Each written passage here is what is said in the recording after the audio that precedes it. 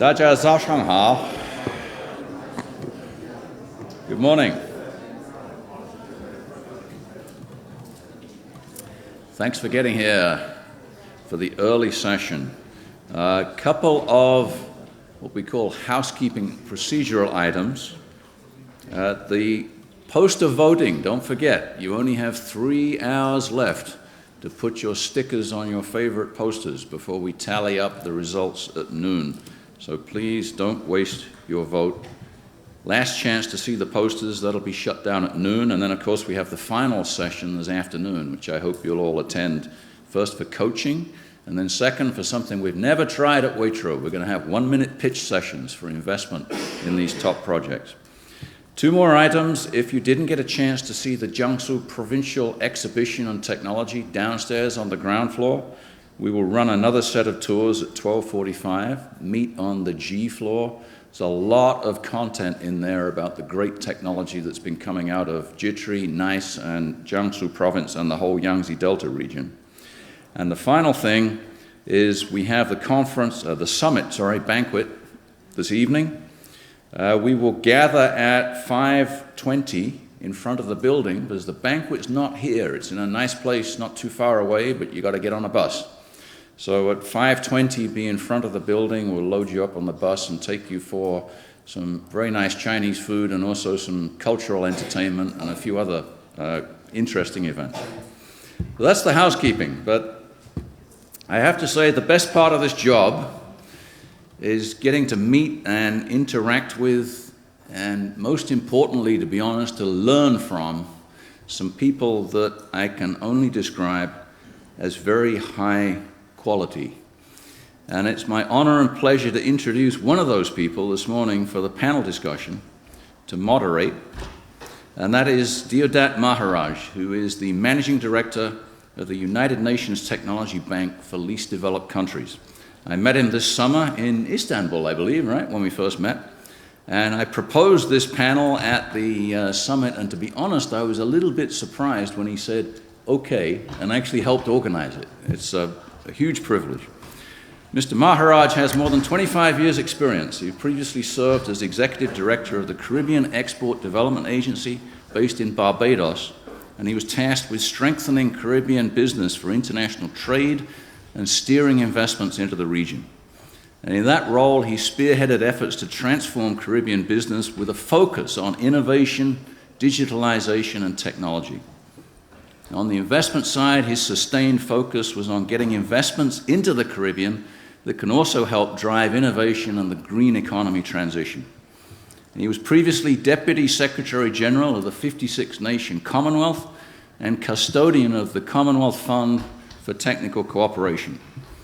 Deodat Maharaj understands the vital role of science, technology, and innovation as essential drivers for sustainable development, and particularly their vital role for the least developed countries to fast-track their development aspirations. He's lived and worked at various times in Tanzania, Mozambique, Suriname, Guyana, Barbados, New York at the United Nations, the United Kingdom, you love the weather, and of course in his native country of Trinidad and Tobago. Please give a very warm WAITRO welcome to Mr. Deodat Maharaj.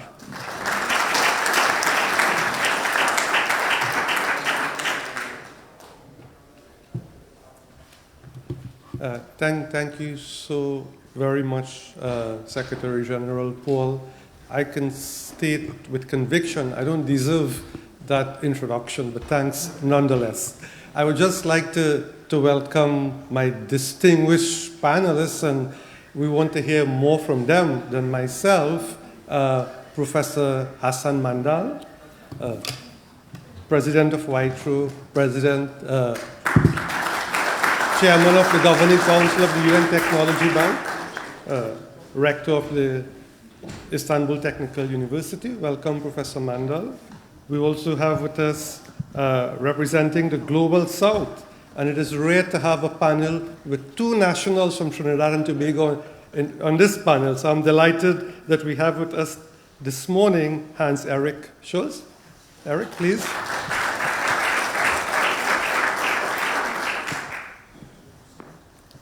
and representing business. I love attending this conference.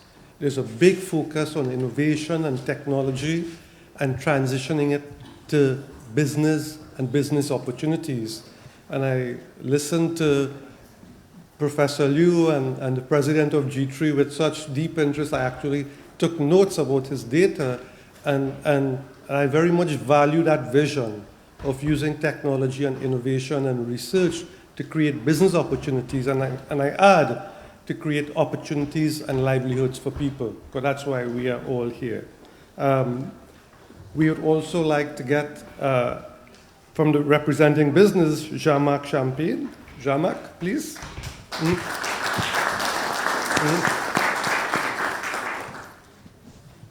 And I'm delighted that we have Dr. Wang representing the Jiangsu province. Dr. Wang, please do join us.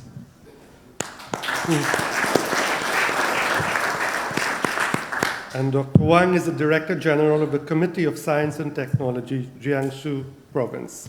Previously, he served as Secretary of the Jiangsu Party Leadership Group and Director General of the Jiangsu Provincial CPPC. Dr. Wang and Eric and Jean-Marc and Professor Mandal, I mean, they're all very distinguished personalities and professionals. So I'm just delighted to be here. Why do we want to talk this morning about leveraging science, technology, and innovation?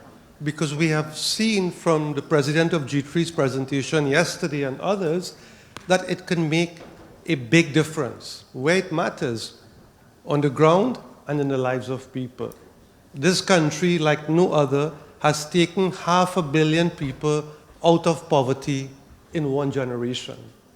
Nowhere in the history of civilization are we close to that. So there's much that we can learn from China. But having recognized the success of this country and the success of the work that you all are doing, my remit at the UN Technology Bank is to bring to attention the 45 least developed countries on the planet. The 45 least developed countries, they account for just 1.5% of global GDP. 1.5% of global GDP. We have been talking about sophisticated technologies that's making such a big difference, but internet penetration in the LDCs, or the least developed countries, stand at 25%. Life expectancy around 63 compared to 80 in a developed country. The amount of funds or percentage of GDP invested in research and development is less than 1%. No least developed country has invested more than 1% of GDP in R&D. And it's not that they don't want to, it's simply they can't afford to do so. But the challenges present opportunities as well. We are looking at a population of 1.1 billion people. So there is a sizable market and there is a sizable opportunity. So at the UN Technology Bank, we are keen to find ways to connect centers of excellence and technology and the institutions that are members of WAITRO to those in the least developed countries, to partner with them, build capacity in these institutions, do joint ventures, and create opportunities. I was very much intrigued with the presentations yesterday because there was a big emphasis on relevant, scalable solutions. But this audience and this really good turnout so early in the morning, it's not because of me, Professor Mandal, it's because you, Eric, Jean-Marc, and Dr. Wang. So we want to hear from you. So the intention this morning is that we will not be assaulting you with presentations. We're going to have a conversation, and we would love and very much appreciate to have your inputs into this engagement, because we have brilliant people here, but we have really bright people in the audience as well. So we want to hear from you as we embark on this journey to put our heads together to figure out and explore possibilities on how can we work together to deliver solutions for our respective institutions, but also build partnerships and a bridge to the 45 poorest and most vulnerable countries on the planet, also known as the least developed countries. So the first person I want to ask a question to is Professor Mandal. His country, Turkey, which we have the honor of being hosted, they have done a great job in terms of supporting these 45 poor and vulnerable countries. I think doing development cooperation, and especially in the technical field, Professor Mandal, is not an easy thing. It could be quite difficult because the capacities that we assume don't exist in many of these countries. But based on your experience, President of TÜBİTAK, your present assignment, President of WAITRO, I mean, what do you think would be a good approach to build a bridge and build collaboration between an institution like WAITRO, what you have done at TÜBİTAK, and in your present assignment, and to build that bridge across to the least developed countries? What would be a good approach to your mind? Okay, so thank you, Deodat. So, and very good morning. So the UN Technology Bank is for the LDCs has been based now in Turkey for a period of time of from 2018. So I have been involved to representing my country in the board. So in the first instance, I mean in a simple matter, thinking that so transferring the technology from the developed countries to the so for the LDCs, least developed countries. So in the first instance seems to be quite simple, but not the case. So because these countries is named 45 countries, there have been different type of priorities. And so it is not a kind of a technology has been developed in the so-called developed countries. So transferring to LDCs, I think one of the important fact that, so what they need. So in this respect, so I think one of the very important tool, what I have been learned during the, a member of the board of the council of the UN Technology Bank, is to defining what technology need analysis. I think this is very critical. Otherwise, I mean, sometimes we think that, this is easy and they need this technology, but this is not the case. So I think one of the important facts as an academician, working with analytically, so to understand what they need. So in this case, so at least that, as far as I know, that most of the countries has been searched and the technology need analysis has been performed by UN Tech Bank. I think it's a very important tool that, especially for the WAITRO. If you would like to work, and also some of the LDC countries, at least something like 8 or 9, are the member of WAITRO. So this is very important to start with and to extend to other LDCs as well. So I think kind of a use case. So we have a TNAs, so technology need analysis, for each country. And so certain of them, I said, a member of WAITRO. So make the good connection and start to communication. I think the second thing which I want to mention on the communication, the first one, to understand what they need. So, and this is, I think, available by means of the UN Tech Bank, by technology need analysis reports for each specific country. But second one is in communication. Because in the first instance, when we think that, okay, so we can start, but there is a special culture and it's not an easy. So therefore, again, in this case, the UN Tech Bank, I think is a kind of a right tool that to communicate with them. And in the other side, the WAITRO. So this, as I said, at least 8 or 9 of these countries are the member of the WAITRO. So there's a good potential between WAITRO and UN Tech Bank that the technology need analysis are available and start the communication by means of the using the tools of the WAITRO and also together with the UN Tech Bank.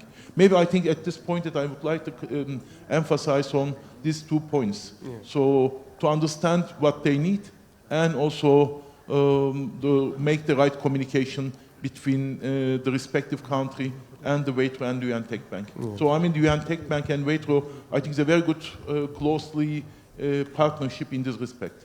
Yeah. Thank you so much, Professor Mandal. And the issue of this technology needs analysis is really important because it's like a deep dive into the state of technology in the respective countries.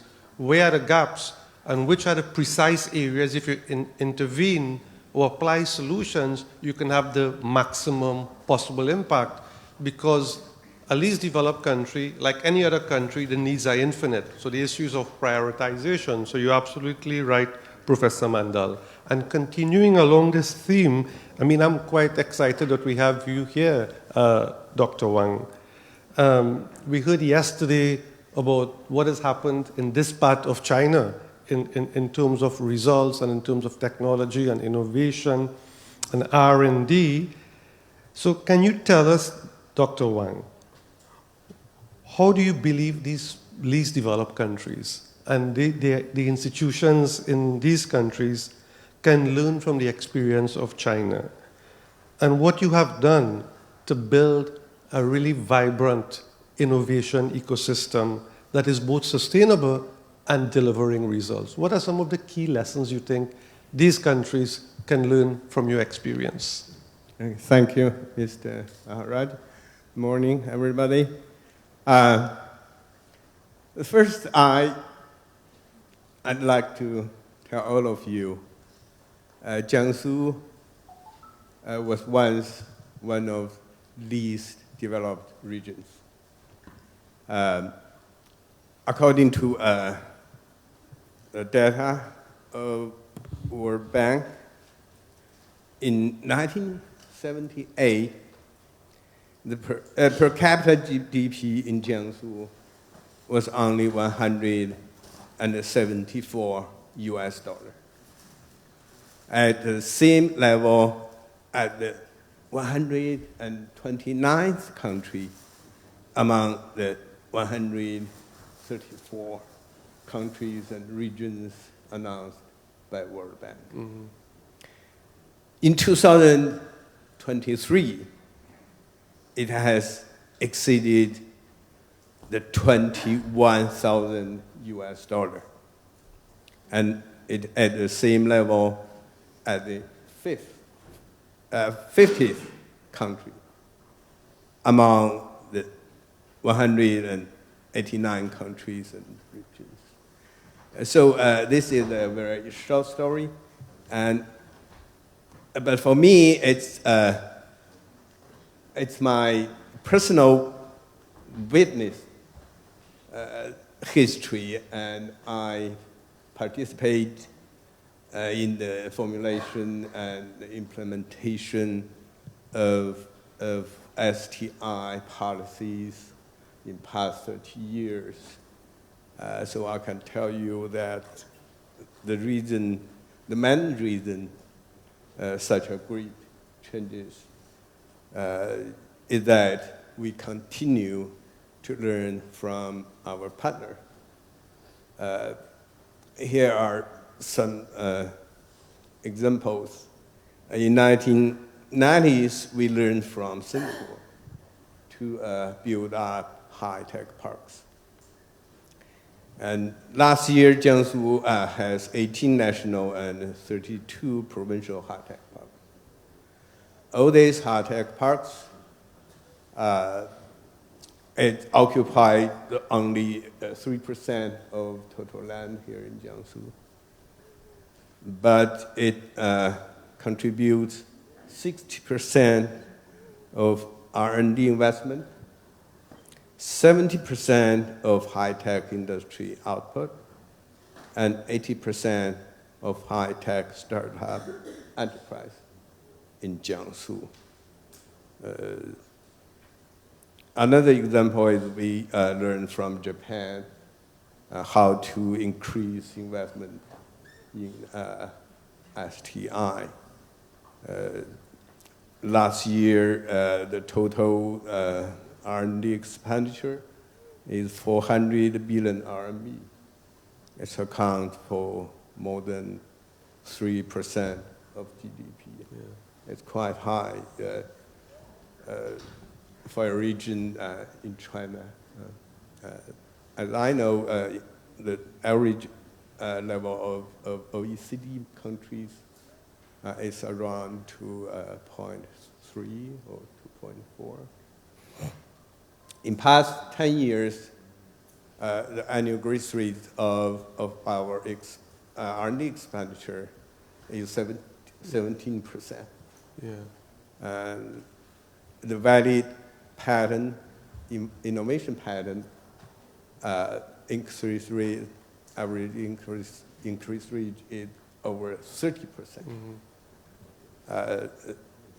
So we learn from our partners,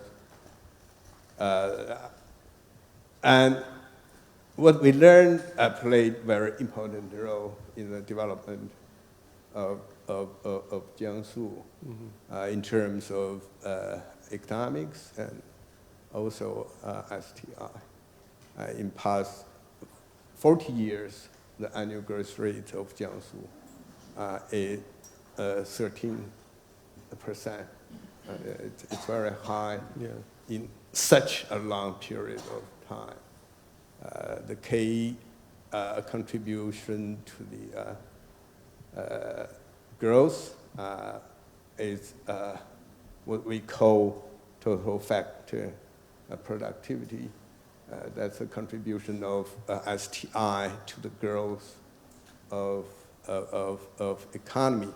In last year, it's about 65% of GDP growth can be contribute to the improve of technology and innovation. So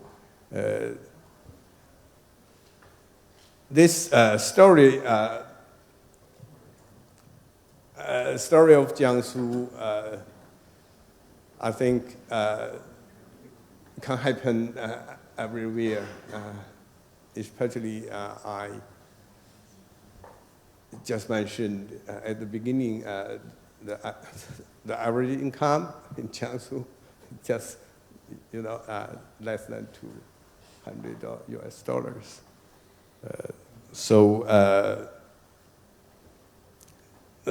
And G3 is also a good example. Actually, we learned from Germany to build international transport institutions, which is today's G3. You have seen the headquarter campus. You have learned, I think you have learned G3 now has 77 institutes and with 12,000 scientists and engineers, the largest institutes here in Jiangsu. They said the very first idea comes from Hofo in Germany. And what you don't know is that 11 years ago, my team was only a dozen people and a rented office. We do not have this at all. So, I mean, we can learn from others. We can make things happen. So it can happen here in Jiangsu. It's no reason to believe it cannot happen in another part. In other words, I firmly believe the OLCDs, they have the opportunity to do so like this. Thank you so much, Dr. Wang, and we'll come back to you in the next round of questions, but it was interesting in terms of the sheer numbers. 11,000 scientists, you said? G3? Yeah. 11,000 scientists, 3% of GDP in R&D. Yes. Yeah, I mean, that really demonstrate a commitment. Countries like Turkey that's doing really well in this field is also making a similar level of investment. But what was interesting to me so far with this conference is that we have so many bright people coming from really well-established institutions doing fantastic work. But what I find interesting, Professor Mandal, is that there is a close connection with business. R&D linking it with business. And we heard Paul speak earlier today about the pitch competition, where people will present their ideas in terms of a competition. So Jean-Marc, I'm really happy that you are here, because you come from business, right? And in the least developed countries, the challenge is that these places are already fiscally constrained, already highly indebted. So to drive transformation from the perspective of innovation or technology or science, the private sector has to be a central, vital, important partner, okay? From your experience, coming from business, working in this space, Jean-Marc, I mean, what perspectives do you have to offer? And I want to come back to you after to be a bit specific, but I'm really eager to hear your views. Yeah, thanks for that, Deodat. And thank you everyone for attending our session, and WAITRO for having us here, Seneca Impact Advisors. Thank you very much for that. And yeah, so to answer that, I think the first thing to look at is, while the private sector, and me specifically more on finance, just to give a little bit of context of what we do and what is Seneca Impact Advisors, we're actually, our main focus is to drive private capital into nature and climate positive projects. And projects meaning that they actually have impact on the surrounding area and the ecosystems that they are working within.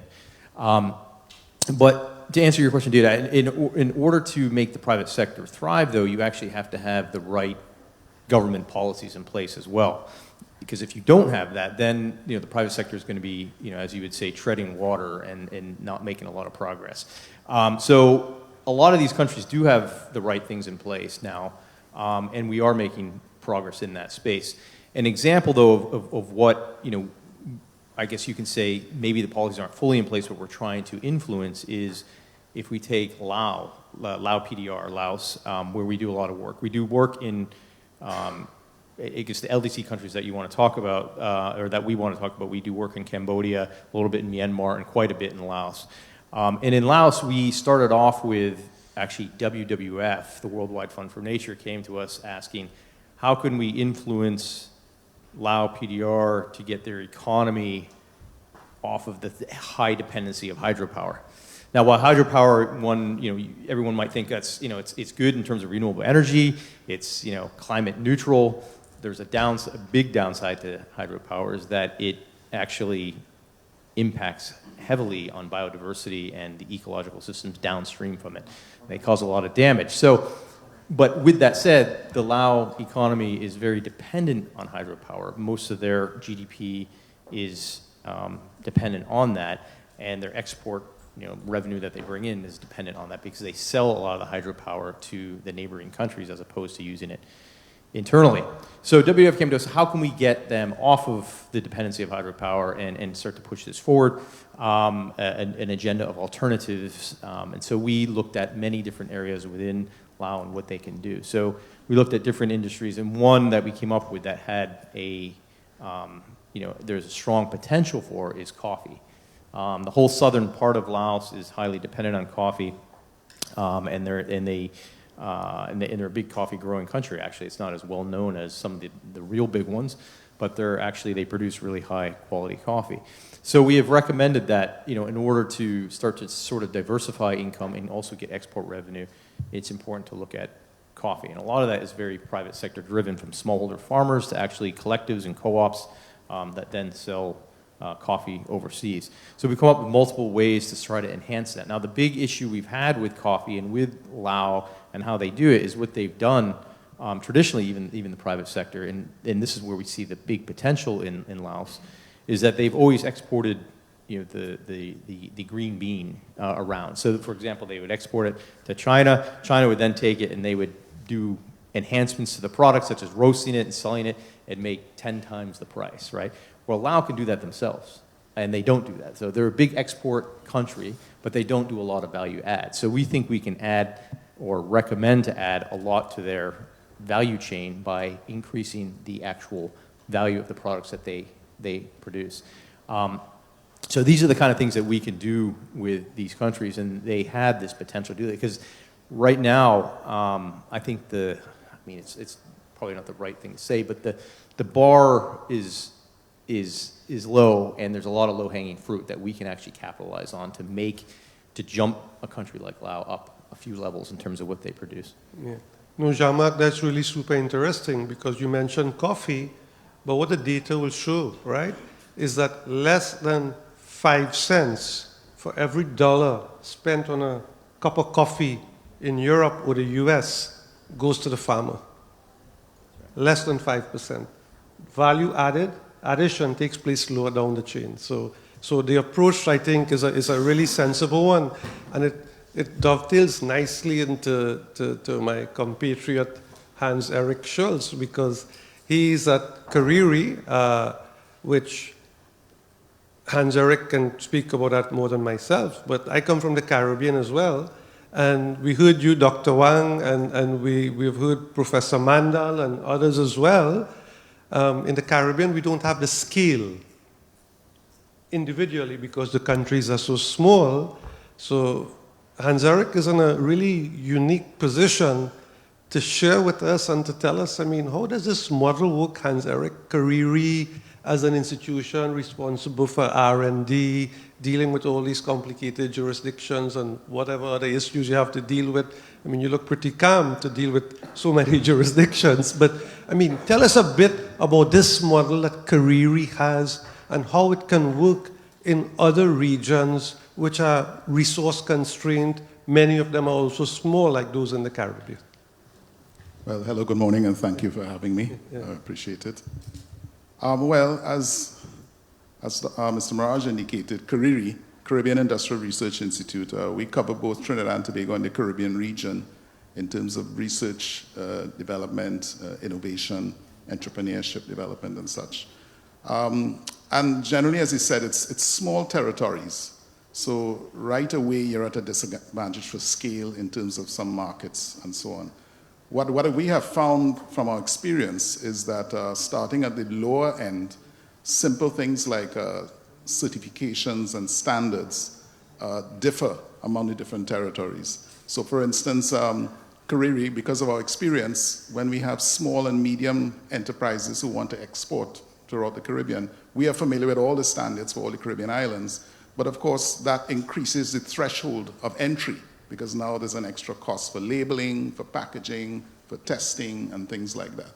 So a simple measure of standardization of certifications and standards within these smaller territories right away lowers the threshold of entry. And I'm saying this more in focus on small and medium enterprises, because larger enterprises, both based in the Caribbean and externally, they can bear that cost and they can go in and meet the different requirements for each territory. However, what I think is important, and it's an undertapped market, not untapped, but undertapped, is the small, medium enterprises that want to scale up, that want to expand, and want to move forward. And the important thing for that is to lower the threshold of entry, especially for smaller markets. So right away, by standardizing standards and certifications, business in Trinidad or Barbados or Antigua, they only have to meet one requirement for labeling, for packaging, for testing. So they don't have to do that cost all over again for another island. And what I think is undertapped is that small and medium enterprises have such great potential for investment. But because of the grander investment is more, politically attractive and it looks grander, we underlook small and medium enterprises that want to expand. And therefore, I think we need to look at lowering that threshold. So just that immediate, simple threshold of standardization of certifications and standards right away, it allows an enterprise in one Caribbean territory to have that one-time cost for meeting certification, labeling, packaging, and so on, and they can expand right away without that additional cost. Also, as well, is a look at throughout the Caribbean territories for standardized policy on investment and taxation. I think that's something we hear about a lot in the Caribbean. Of course, for those who are not familiar, there's an economic community called CARICOM, the Caribbean community. And there is some degree of standardization in terms of that, but not to the extent that probably is fully where we fully reach the fullest potential. Again, standardization of policy for investment, taxation, again, lowers that investment, not only for investors from outside the Caribbean region, but investors within the Caribbean region. Now, already the larger companies within the Caribbean, they do that. They have their teams of lawyers and their finance people, and they can crunch all the numbers and figure out all the, the nuances of each territory. But again, a simplification among territories and a sort of a streamlining of taxation and investment policy will allow smaller enterprises to lower that threshold for entry. And I think that part alone will allow for a much greater acceleration of economic activity. While we tend to focus on larger entities, small and medium entities come to us all the time for expansion into other markets. And right away, the cost it goes up because they have to meet all these extra requirements.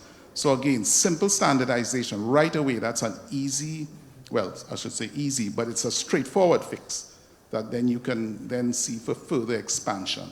And once that expansion happens, you will see greater activity coming from that smaller sector, mainly food processing.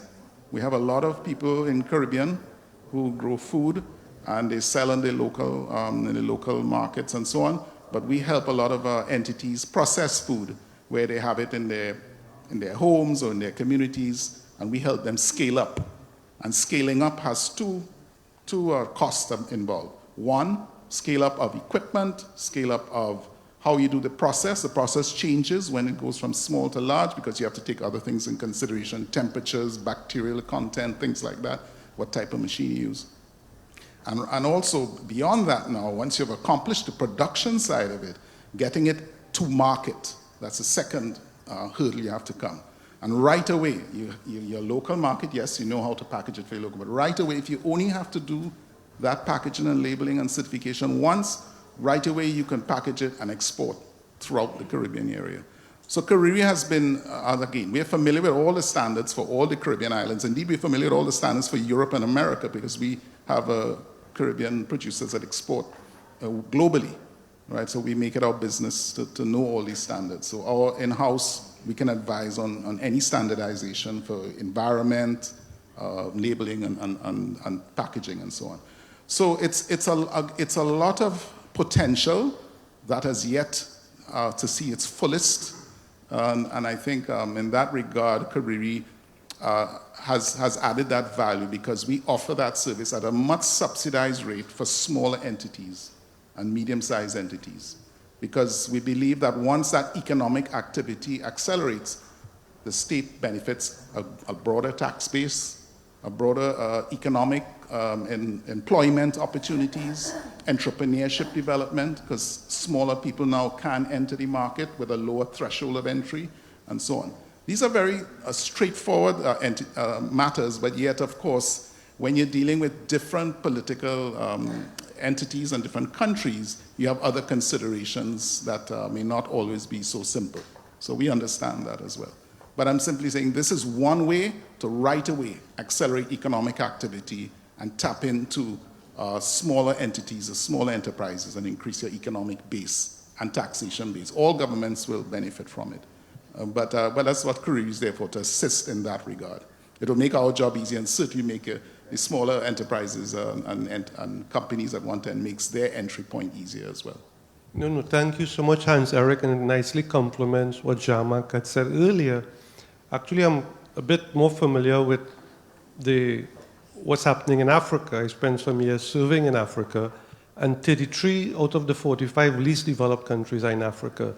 It's super interesting that you made this point on micro, small, and medium-scale enterprises, because they account in LDCs in Africa, and indeed across the continent, for around 70% of total businesses, around 65 to 70% of employment, and close to 60% of GDP.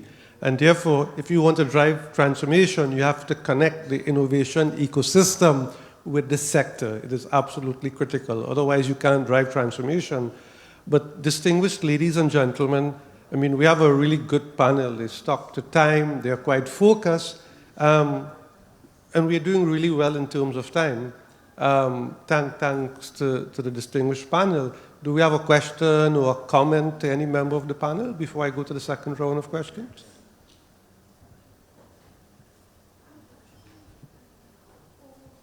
Any questions? Paul?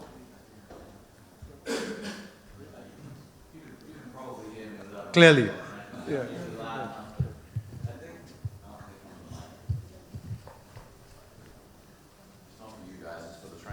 Yeah, yeah. So thank you all for your comments, and I'm just really happy to see such a distinguished panel here at the WAITRO Summit. I guess my question to keep in your mind through all this is that it's good that we're discussing these ideas, particularly in this environment, but keep one thing in mind, the question, what can WAITRO do Absolutely. to move the needle and actually help? WAITRO as an organization, that its first job is to represent and advocate for its members, which are research and technology organizations. What should we be putting in place? What can we do to help? Okay, then thank you so much, Paul. Any other question or comment? Please, sir. Thank you. Completing your suggestion. Would you be kind enough to I am sorry. My name is Juan Sobreira. I'm from Spain, ITG Technology Center. Buenos días. Okay? Gracias. So sometimes when one of the members here attends to a technical session with, for instance, Asian Development Bank, the last Thursday in my case. So I wonder if it's possible for you, or for any of you, to take into consideration that here we have a worldwide network in order to facilitate insights, because most of us are familiar, for instance, in Europe, providing insights to European working programs in research and development, and we are willing to collaborate beyond the typical geographical framework, and it is not easy. Yeah. And sometimes we made understand that there are a lot of possibilities trying to bring our previous experience to other countries and to collaborate with other potential partners around all the world. Thank you very much. Yeah. No, thank you so much. Do we have a final question or comment? Professor Liu.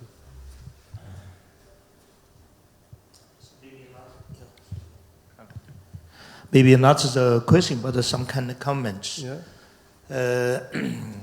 Since I was born in the 60s, so when I was a child, I know enough food.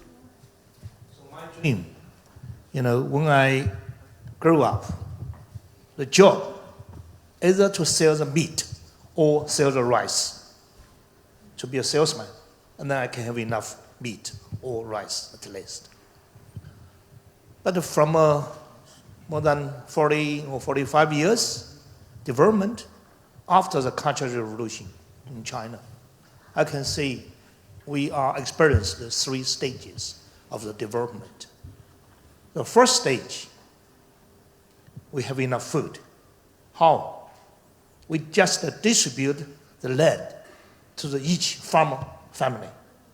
Let them to decide what kind of the agriculture they like to have. The rice or the corn or anything else. I'd like to let them to be free to sell on the free market, get the income. That's the very first stage. To be enough food. The second stage, as a socialist country, before the Cultural Revolution or during Cultural, actually before the 70s, we have no private companies at all. So how our industry come up? Because the government allow the private people, we can have private industries. That means we can let the people free decide what like to produce in the company, in the industry, and also can sell on the market. So this is 2 are very important, So if you ask how China can come to be like this stage from also the less developed countries, just like Dr. Wang he mentioned, the income per capita this region less than $100. That's the 70s. Even in the 80s, the actually the early 90s, when I first time went to Europe. I lived in a hotel. Next morning, I asked how much it cost. It cost 5 months' salary when I was working as a lecturer in the university in China. So I think it's two. Let the land, get a freedom to let the farmer can do, or let the people can have a private company. That's really the secret for, not a secret, everybody knows that. Yeah. So just have free market. But now come to the stage, I think the G3 will do the right thing, because now we need to upgrade. So now we need to also get a freedom for the scientists, for the researchers. How can they, to use the capability for innovation to help the industry? So I really like to thank Dr. Wang, because he's the Director General of the Jiangsu Science and Technology Commission. He's my big boss. My money, budget from his department. And he was that position for 10 years. Even the chairman of our board changed 7 times during the last 10 years. But Dr. Wang and I, since we didn't change. So that's what we get says. So that's what I think at that current stage, how can we really encourage our scientists, not just publish, to have an impact, research to the society. So that's what my comments. Thank you. Thank you so much. And I like the phrase impact research, impact investing, impact research. I think, Professor Mandal, let's start with the 2 first questions from our friend from Spain and Paul, because this is a WAITRO summit after all, and you have this fantastic network of centers of excellence. You're the president of WAITRO as well, so it's I think Professor Mandal is the appropriate person to respond to that question. I mean, how do you see WAITRO connecting and providing support and building a relationship to support the weaker institutions? Okay. So, at least I can share the experience. We have been together witness in the UN Tech Bank. For an example of Gambia, for example. One of the LDCs. When we looked for this country, what does it need to improve the value-added product? One of the, their value for them as a in the food industry is the cashew. In Turkey and also in Tübitak, we have the kind of an experience on hazelnut in terms of how can we make a value-added product. And in the first instance, we thought that, it is a straightforward, but it's not the case. So, a number of people, our researcher went to Gambia and checked what are to see in local, so what they need. We have TNA, has been published by the UN Tech Bank, but it is not that easy that, if you are not be there, to see what type of facilities which they are available, and not only transferring the technology to them, to teach them and train them what they needed. So then, more recently, on October this year, about 16 people come from there, from Gambia, and to learn how we can increase the value-added product. So I think this is a very simple, but it is a very fruitful discussion is going on. So this is, I am sure that there are many kind of examples can be also be extended by means of the WAITRO network. And also other one, again, I was mentioned yesterday in the opening. So also increase the improvement of the talents And in this respect, again, a project has been started with Niger.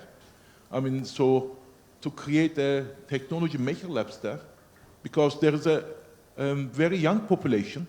So not only transfer the technology for them to use it, so train them how can be design and develop the technologies.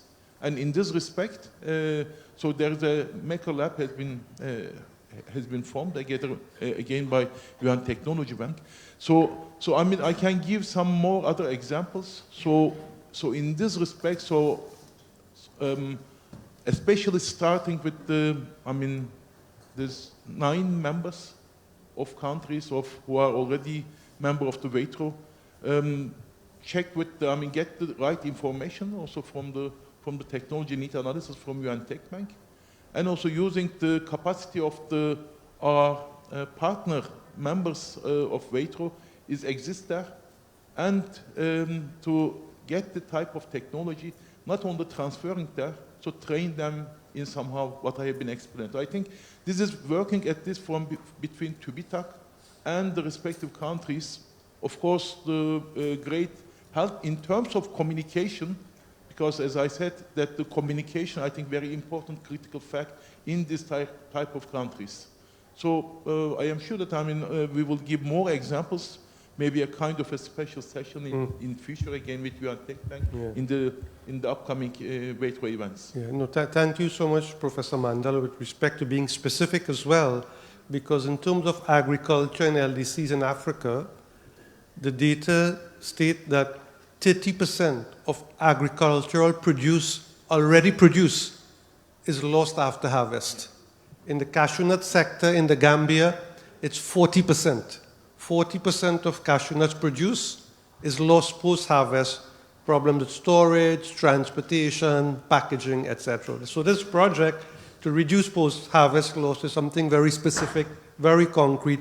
You reduce post-harvest loss 5 to 10%. I mean, incomes would go up, livelihoods will improve, foreign exchange earnings will be boosted as well. But Paul, to respond to your question, and our friend from Spain, I think the work that we do at UN Technology Bank to do these technology needs assessments, they identify very specific priorities. And I think a good lesson for us and next step for us is to connect with your partner institutions and with WAITRO itself to share, to start with sharing, saying these are the priorities, these are the issues, how can we help, where could we collaborate, these are possible good opportunities as well. So a much more systematic and organized collaboration.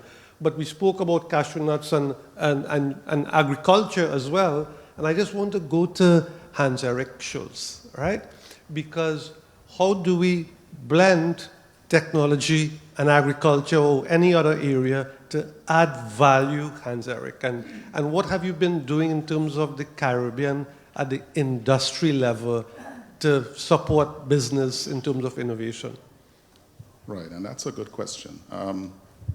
Again, in the Caribbean, a lot of the operators and businesses are on a smaller scale. So the idea is to give them access to technology, to innovative ideas and so on a cost initially that they can bear and then work upon. So we have at CARIRI what we call a Center for Enterprise Development. It consists of a number of entities within that.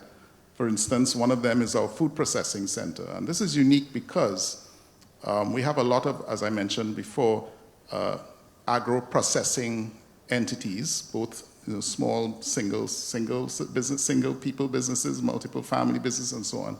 And at the food processing center, we have industrial scale processing for agricultural processing. And what we do, we allow small entities to come in to our food processing center and they can rent for a day or a couple of days, and we were using industrial scale material with assistance from our technical team on how to scale up, how to package, how to do the process more efficiently, and so on. So right away, they can see if this works for them, and also we can show them what is the best methodologies to utilize for whatever they are trying to do. It could be cassava, it could be Most of them are ground provisions, or you could have jams and jellies, pepper sauces, which the Caribbean is famous for, and so on. And right away, they don't have to invest in industrial scale material. We have that, and we can show them what works best. And sometimes they realize, hey, maybe this is not the best approach to do it. But they can do that without spending the money on industrial scale equipment. They rent it again at subsidized rates with guidance from our team, and we can show them how to upscale to industrial scale for food processing, and again, dealing with packaging and labeling and so on. And right away, they save that cost of investing. Now, once they see what works and what doesn't, then when they do invest in equipment, there's less avenue for failure. Because right away, they had a test run, so to speak, at CARIRI's Food Processing Center, and they know what works best. They know what equipment they can get, and therefore it increases their likelihood of success. The second thing, again, we offer a lot of things. The second thing we do is what we call an IGAP analysis. It simply means an analysis of innovation. We look at their business processes, their procedures, and see where certain processes and procedures, innovative approaches, innovative ideas could be applied. And we assist them with that. We have a certain methodology, again, by which they can systematically analyze, and we teach them how to analyze their systems and processes to look for innovative paths that could be applied. Again, some of them, they may not have maybe necessarily university education, but they have spirit, and they have determination, and they want to succeed. And for me, that's half your battle won right there. Once they have that, you can give them that pathway and showing them how this is how the best way to do it. We have something called an idea advisory service. This is an interesting one because they can come in with just an idea, and we would sit down with them and analyze idea, and we go through to what we call a pretotype, not a prototype, a pretotype. That is, even before you develop a prototype, we can apply certain analysis tools that say, is this worth even going to prototype? Right, again, they save costs. Again, these are small, medium enterprises, and even some of the larger businesses come to us. So right away, cost of entry into production, entry into market is reduced because they reduce some of that risk and some of that possibility of failure. And then once the idea is filtered out through the prototype, then we can go, those that make sense can go to prototype and ultimately to final production and market. So that idea advisory service is one of our biggest draws because people come in with ideas, good ideas, but maybe they haven't thought it out all the way.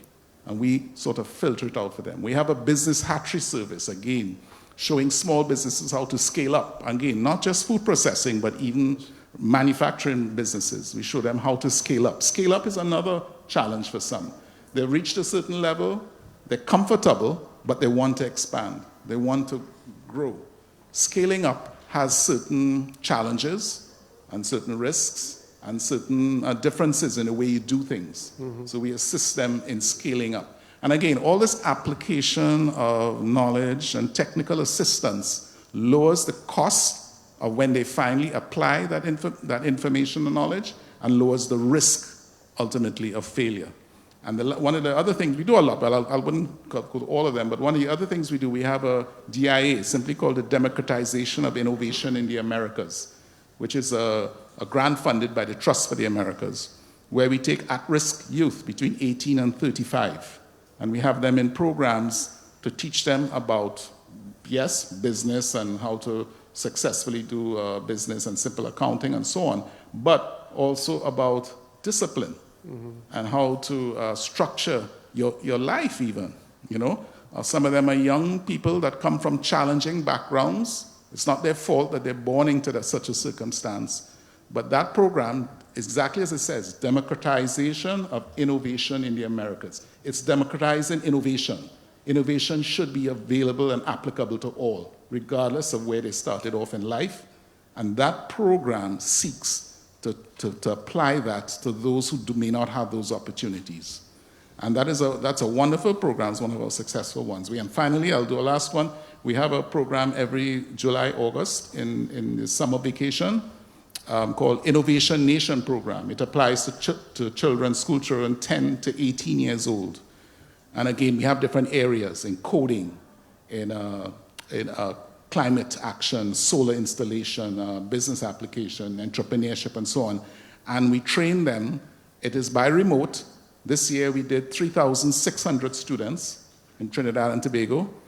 And coming out of that, we train them in whatever they choose, certain areas. Coding is one of them, for instance. And at the end of it, we have a competition where, and this is where it gets interesting, they get to apply what they've learned, especially in coding and app development, to real-world problems. And they have, the top 10 have to present to a panel of judges. We get corporate, we have been heavily trying to get corporate sponsorship, which we do. And the panel of judges includes corporate entities who know about business. The largest bank in Trinidad helps sponsor that as well.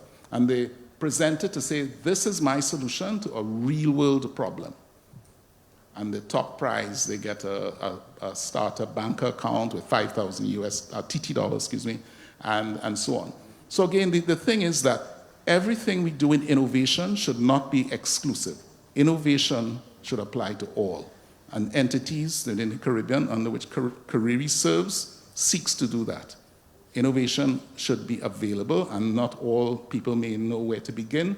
They can come to us because, hey, this is where you begin. And after a while, they realize, hey, this is not as overwhelming as I thought. Mm-hmm. You know, we have one called, I'll mention the company called Rent-A-Tutor, where you can tutor. This lady, she opened up Rent-A-Tutor, and she actually has tutors available for our high school programs and so on remotely. You know, and she started through us. Very good idea. She's expanded wonderfully, and she's done well. So it's simply I think that all this is under-tapped market potential. And even corporate entities should realize that this is part of your bottom line. This is customers underserved. Once they do well in business, you do well. If you're a bank and you're lending, you lend them to expand, you do well. It could never go wrong. And the better chances they have of knowing where to start and how to proceed. And if corporate entities get involved in sponsoring and sort of funding some of those entities, it will pay back. It will pay back. It's never a losing situation. Yeah, no, thank you so much, Eric. And going back to the point that you had made, Paul, what Eric cited, very specific, very concrete. So we at UN Technology Bank, we need to work with WAITRO in profiling your centers. What is the expertise that are available? What are the experiences that are available? Because what Eric is talking about, I can say offhand, because I spent some time working in the Pacific, they're directly related to the Pacific countries. They're directly related to the smaller countries in Africa, Lesotho, Swaziland, Seychelles, Mauritius, I would say as well. So there are very concrete and specific ways we can collaborate, but I think we need to connect better and more systematically with WAITRO. Dr. Wang, Eric spoke about innovation for all. So I was thinking about bringing you in the conversation a bit later, but I'm intrigued by your innovation ecosystem here, okay? Can you talk a bit more about this innovation ecosystem and how you were able to connect with not only the research institutions, but businesses and others? I don't think it would have cost a lot of money in the beginning. I mean, how did you do it? What was the experience? Thank you. Very good questions. Actually, that's a question I'm thinking for more than 30 years. My first job in government, when I got the position in Jiangsu provincial government, my first job is to draft a plan to improve our ecosystem, innovation ecosystem. For me, as a policymaker or policy implementer, I think first you should have right mindset about ecosystem. There are a lot of misunderstandings of innovation and innovation ecosystem. So the two lessons I learned from my experiences, I think it's very important when you start to think to improve your ecosystem. The first one is the key issue is to adapt to local conditions. That's the first one. There are lots of books and magazines and lots of theories or models and a lot of successful practice and policies there. You can read, you can find, or you can hear. It's important, but it's just a start point. To build up a sound ecosystem, it takes time. It's a continual and incremental process. You cannot do all the things in the same time. So the second lesson I have learned is you should set the priority of your work in different stage, in different period. You should focus different elements. Ecosystem is a system which consists of many elements, and none of which can be ignored. It's right, but you cannot pay the same attention to every element. For example, just as Professor Liu mentioned, Jiangsu has gone through a different period since 1978. In general, at the very beginning, it's a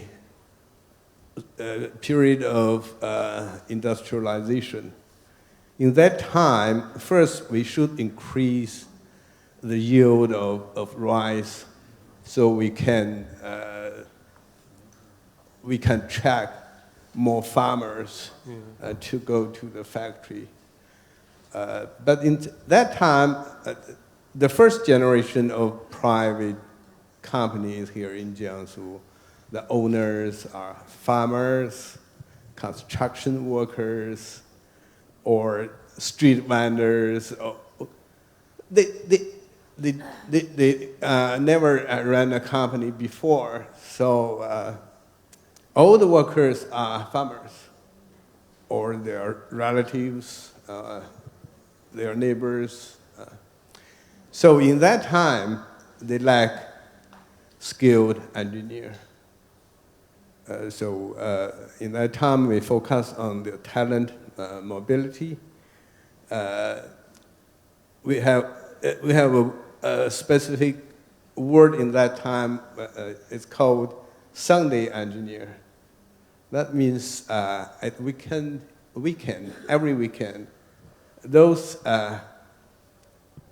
owners, they will go to Shanghai to find good engineers to bring them back to their home, to their factory, to their company, to help them to improve their production. Next, we have a period of internationalization. A lot of FDIs and trade happened here. In this period of time, we focus on the technology transfer and also technology spillover.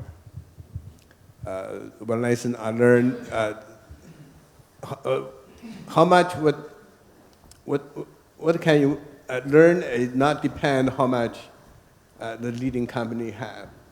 It depends how strong you are in terms of innovation capability. How good your engineer is, how many skills your workers have. This is much more important than what the advanced company, what they have. So these two lessons I've learned, I hope will remind old policymakers when you draft or formulate your plan, your policy, first you should answer these two questions. For Jiangsu, recent year, well, we think we get to the went to the another period we call it modernization. So we place great emphasis on open innovation, on the international collaboration. When you were the follower far behind the leader, well, yeah, you need efforts, but it's relatively easy to catch up because there are lots of solutions there you can choose, but adopt to your local condition. That will make the change. But when you're close to the leader, it's another story. You need totally different strategy. So open innovation and sound ecosystem play a vital role in this stage. So here I want to share with you some basic ideas and practice of Jiangsu government. Our government, first, I think the very important thing is the government, Jiangsu government firmly believe invest in STI can bring economic benefit through higher level of GDP, productivity, and employment. It's a vision, it's an idea, whatever you call it. But without this mindset, you cannot, I think, you can do nothing about innovation. You have right mindset, the next you have right policy instrument. For example, in recent years, we implement specific policy to stimulate R&D and innovation activities, both in public and private sectors. Set up new type R&D institutions such as G3. We want to bridge our business and industry sectors, and at the same time bridge the local and international resources. And also encourage universities to work closely with business. It sounds very good, but when you do it, it's very difficult here in Jiangsu. And enhance IP creation protection, because we invest heavily on R&D. Every year, thousands and thousands of new patents issued and applied. So for Jiangsu, there is simply no reason we don't care about IP protection. And also promote technology transfer and commercialization by development of high-tech parks and incubators, especially the state, the private invest in incubators. At the very beginning, on the government, they have money or they want to invest in incubators, but more and more gradually, the private capitals come in. We have a large amount of VC funds, and I think 85% are come from private sector. And also, last but not least, promote international collaboration partnership. And my department have a very close relationship with many countries. Our government signed a joint funding program with UK, Finland, Singapore, Norway, Czech Republic, Australia, Israel, and a lot of countries. They want to work with us to put some money together to support this kind of collaborations. And also, our government sponsored WAITRO Secretariat. From personal, it's my one of my dreams to attract WAITRO to put their secretariat here in Jiangsu, because I believe that will bring benefit both for Jiangsu and for WAITRO partners. So in the last couple of years, after the academic, the first stop of my international traveling is South Africa. So some of my friends sitting there, I go to Colombia, Peru, and Chile, and this year they come back to Jiangsu. All the professors, scientists, they are very excited. They said, well, there are a lot of opportunity there. We are excited as well. Yeah. So it's take time. It's hard work to build up a sound ecosystem, but it deserves to do so. Yeah. No, thank you so very much. And I wanted to connect the point that you made about tech transfer, for example, and WAITRO, Paul. I mean, and you made the point about thousands of patents being presented every year.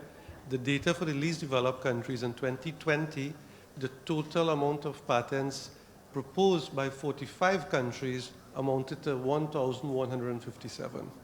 So that's another reason why we need to find ways and explore concrete opportunities to put one institution in contact with another based on evidence and based on analysis, because this example of what you have done here is truly inspiring. Jean-Marc, we want to hear from you in terms of, let's go back to business again, right? We heard about business environment, we heard about challenges. From your standpoint in Laos, I mean, you want to drill a bit deeper in terms of how such a model can be replicated? Yeah, sure, Deodat. And before I get into that, I just want to address, there was, some of the questions in Paul's in particular on, what can WAITRO, what can we do, or what can WAITRO do? The one big area that we're not talking about as much, we're talking about technology, talking about innovation, and knowledge, and science, but finance, right? And as we know, money, basically, for good or bad, drives most of what we do. So a big area that WAITRO can get involved with is attracting more, whether it's investment capital or grant capital, or some kind of concessionary capital to the work and the partners and the projects that they're currently doing. And how can that be done? Well, the big area is really looking at impact and looking at the Sustainable Development Goals. How can WAITRO drive further into the Sustainable Development Goals and the projects that they're working on? That's a good opportunity for WAITRO to attract this kind of financing. And then just also to sort of address what the professor had said about, back in the 60s and 70s. It took policy, just on to because that's kind of what I said in the first part. It took policy to get the private sector going, right? Now, that was that's a prime example of how if the right policy is not in place, the private sector is not going to go anywhere. So the private sector is only as good as the policy that is in place. And that is especially true with what we want to call the green world or the sustainable world, sustainable finance world. That's absolutely essential that we have that in place.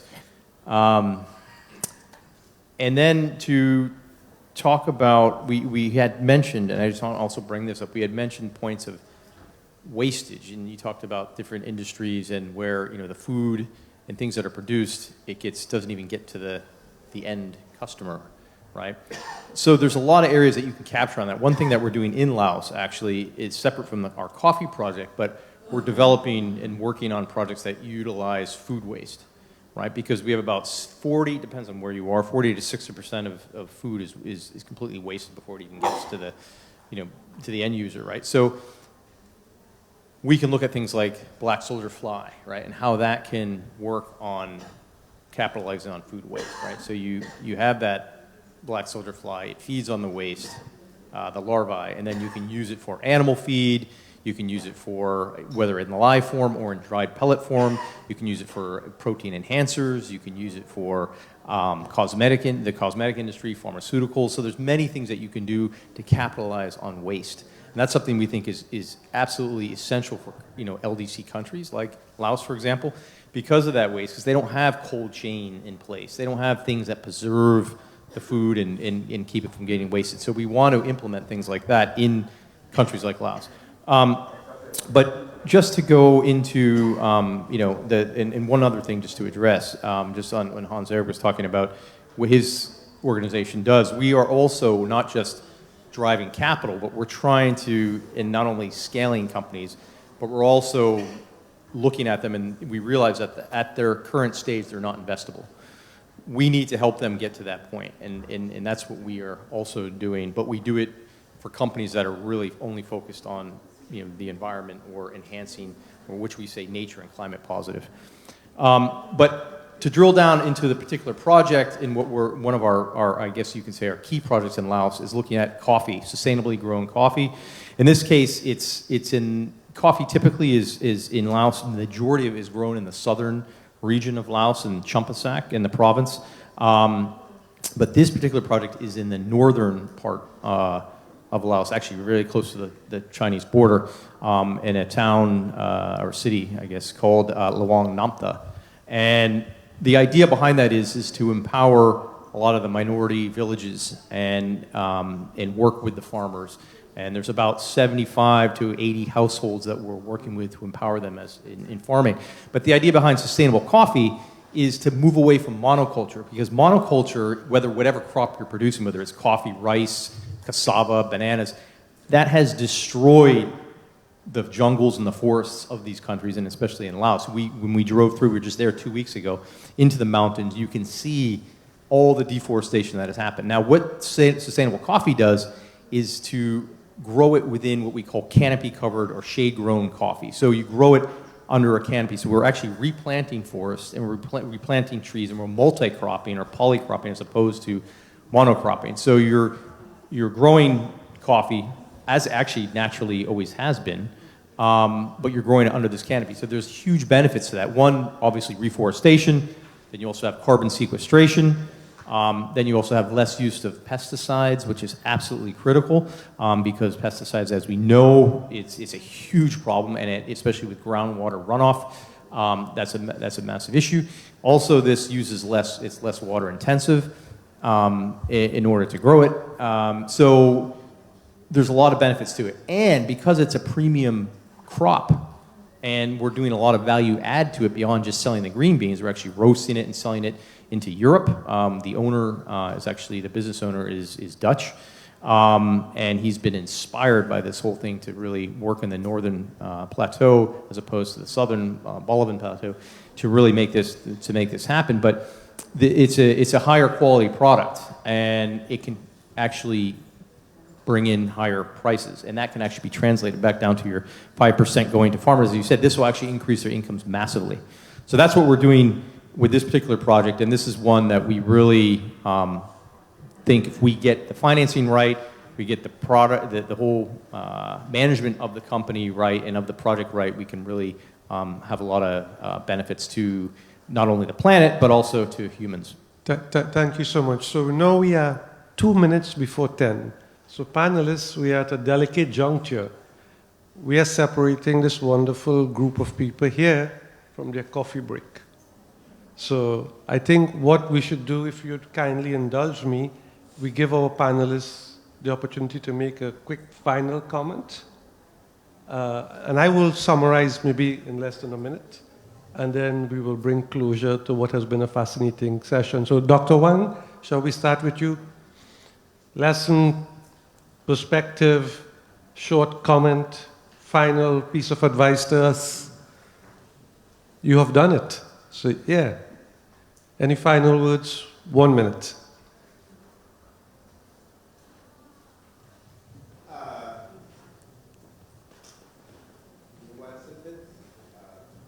Yeah, one sentence. Yeah, let's see. These are all brilliant people here, so it's very, very difficult. One sentence. I like that. One sentence. We pursue a long-term partnership. Yeah. And win-win mutual benefit goals with our partner. Thank you so much, Dr. Wang. Jean-Marc. Yeah, I would say partnerships are absolutely critical, but as is attracting private sector finance. We won't be able to get to where we need to essentially save the planet and ourselves if we don't get the capital that is needed into the work that we're doing. So I'll leave it at that. Yeah, money. Yeah. Eric? Well, I think the WAITRO membership and its broad diversity of organizations across all geographic areas represents a unique opportunity for collaboration. Yes. Yeah. And collaboration on different strengths. And of course, financing and accessing financing obviously is one of those, but turning those technical skill sets and technical focus into commercialized markets, and commercialized products. I think that dynamic among such a unique organization of WAITRO, I think is something that, again, we still have some way to go, but we're getting there, and I think WAITRO is one of those hubs that those things can happen on a global scale. Yeah, thank you so much, Eric. Professor Mandal? Okay, so I think so the message from my side is that there are more potentials, and we need to learn each other, and also in this respect, so the talents are becoming more important to make it sustainable. And in this case, so the WAITRO is providing as a platform, but also, I mean, like UN Tech Bank, I mean, also know what are the priorities for the specific needs in the respective countries. So this is giving a kind of a platform to work together. Yeah, no, thank you so much. And from my perspective, the theme of this topic of this discussion was leveraging science and technology, or leveraging knowledge to drive science, technology, and innovation, and to drive transformation. And it was so wonderful to hear, very concrete and specific perspectives offered, and as well as clear advice given. I mean, the job that we have with the UN Tech Bank is quite simple. Our mandate is to use science, technology, and innovation to help the world's poorest countries fast-track their development. For us to do that, Paul and colleagues and our friend from Spain, we need to collaborate as well. So I think there's ample room for WAITRO and its membership to work collaboratively with each other, of course, as that is happening, and amongst centers of excellence and institutions. But we want to work and bring a group of countries into the membership as well, because we see immense benefits. Because my remit and mandate and focus is obviously the 45 least developed countries. But there's so much synergy from what you have said. So I think our next step, Paul, is that we will spend some time talking, drilling down a bit further in terms of the respective composition of the membership, match needs and strengths with countries that need support in terms of specific areas, and perhaps we can spend the next month or so doing a roadmap so we have a very clear idea going forward, and maybe Professor Mandal agreeing to work maybe in a few countries in the first instance, because there's such a rich body of experience and expertise, and it's difficult for me to summarize. I mean, this has been a really wonderful engagement. We went over the time, and my apologies, please by a mere 3 to 4 minutes. But I apologize nonetheless, but I think we had a really interactive and engaging session, thanks to you and also to this wonderful group of distinguished panelists. So please join me in expressing our deepest appreciation to them.